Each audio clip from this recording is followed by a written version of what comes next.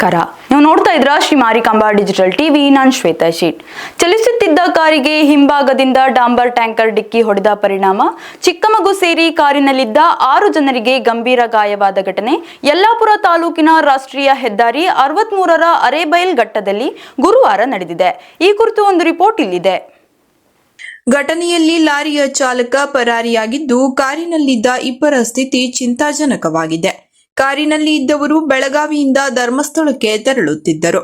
ಯಲ್ಲಾಪುರ ಭಾಗದಿಂದ ಅಂಕೋಲಾದ ಕಡೆ ಬರುತ್ತಿದ್ದ ಡಾಂಬರ್ ತುಂಬುವ ಟ್ಯಾಂಕರ್ ಅತಿ ವೇಗದ ಚಾಲನೆ ಮಾಡಿ ಓವರ್ಟೇಕ್ ಮಾಡಿ ಟ್ರಾಫಿಕ್ನಲ್ಲಿ ನಿಂತಿದ್ದ ಕಾರಿಗೆ ಹಿಂಭಾಗದಿಂದ ಡಿಕ್ಕಿ ಹೊಡೆದಿದೆ.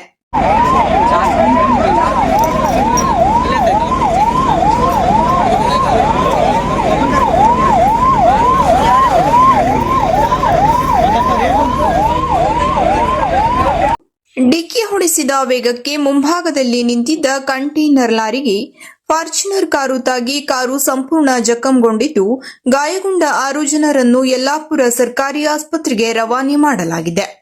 ಅಪಘಾತದಿಂದ ಯಲ್ಲಾಪುರ ಅಂಕೋಲಾ ರಾಷ್ಟ್ರೀಯ ಹೆದ್ದಾರಿ 63 ಸಂಚಾರ ಅಸ್ತವ್ಯಸ್ತವಾಗಿದ್ದು, ಯಲ್ಲಾಪುರ ಠಾಣಾ ವ್ಯಾಪ್ತಿಯಲ್ಲಿ ಘಟನೆ ಜರುಗಿದೆ.